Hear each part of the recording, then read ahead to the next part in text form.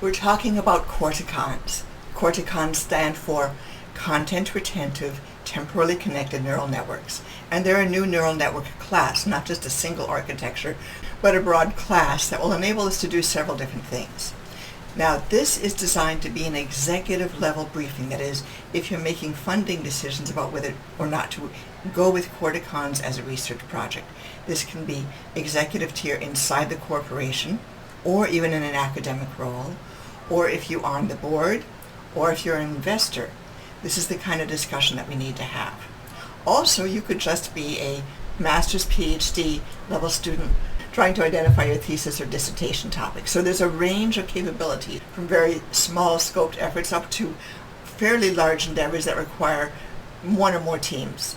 We're structuring this briefing with that time-honored reporter style who, what, where, when, etc. approach, and we'll get through at least a few of the points today. The important thing, though, to establish at the beginning has to do with timing. This is the final issue of when, but we're bringing it up front because the question is, if you're going to go into CORTECONs, do you do it now or do you wait? So we've got enough material done now that we're making released to the public, MIT license, that you could profitably begin a research line now and without too much fuss, move along fairly fast. There's going to be more material soon, but the groundwork is laid. So if you're wanting to be, for example, the first person to build a house in a new development, this would be the time. It depends, of course, on your risk tolerance. This is not a well-known area yet. It's just becoming established. So if you're feeling a need to do something that fits into expected norms, then postpone it for 3 months, 6 months, maybe even a year. Let other people make their mark. There will still be plenty to do, and we'll still have a lot of fun. So let's begin with the who, concentrating first on who you are, which I just addressed. You're in a position to make a decision about research. You're going to guide the direction of a research path. As for who I am, I'm Dr. Aliana J. Morin.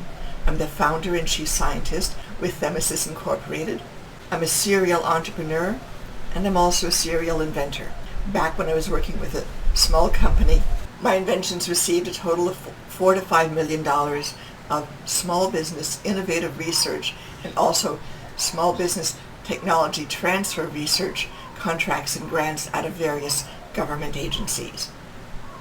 Later, beginning around 2000, when I was a co-founder with a technology company in the McLean, Virginia area, where we focused on knowledge discovery, which today has morphed into the whole large language model areas, but this was 20 years prior to that.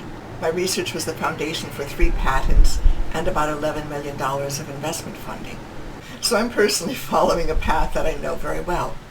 CORTECONs are something that I invented back as early as the 1991-1992 timeframe. I'd secured a 1-year teaching position at Radford University because Carl Pribram, totally brilliant genius neurophysiologist, was there, and I wanted to bask in his creative genius for a while, which I did. That combined with the fact that I already knew about the cluster variation method, which is a specific topic within statistical mechanics, and this forms the internal engine for a CORTECON, and then I was already familiar with neural networks. I'd just written a book. So I was able to put the two together in an environment that fostered genius-level thinking and get the initial ideas down. I did all the original thinking through of the architecture, the concepts, the equations on my own. Then I got a very small grant, a $20,000 grant, to help fund student research over the academic year in the summer and to get me to a couple of conferences. So my invention of the CORTECON neural network, the whole architecture, was, shall we say, homegrown. I also put it into hibernation in 1992-93 when I began working for that first technology startup company. Didn't take it out of hibernation until about 10 years ago, 2014, when I began to rework the basic equations, start the architectural work and the fundamentals all over again. I've transferred my inventions into Themesis. Themesis is making these inventions available to you under the MIT license agreement. So we've had a moment on the who, both you and me. Now let's take a quick look at what. CORTECONs are a architectural class. That means that there's many possibilities for variation within it. It's useful as a neural network, but also the core CORTECON engine is going to be useful as a modeling tool within variational inference, meaning that as we start to think about variational inference, I like to think in terms of Carl Friston's active inference, we've got a mechanism to put inside a modeling engine that is different from the typical families of exponential functions. Now here's what's important. You could put a CORTECON inside a variational or active inference model, bring the CORTECON engine, the cluster variation method grid, to a free energy equilibrium, which is typically not done. This is a new thing, that the model itself comes to equilibrium. And you can do this by controlling two parameters, just two, which makes this really interesting. There's a fairly simple phase space now in which we can maneuver around via a trajectory and get different interesting behaviors. So if we're wanting to model a phenomenon that is going through some sort of evolution, which is the kind of thing that we like to think about with active inference, then a CORTECON is the kind of thing that would let us project a trajectory path through the phase space by varying a simple two-parameter set. And as it progresses, we get a different kind of topology. We are varying the nature of the topology.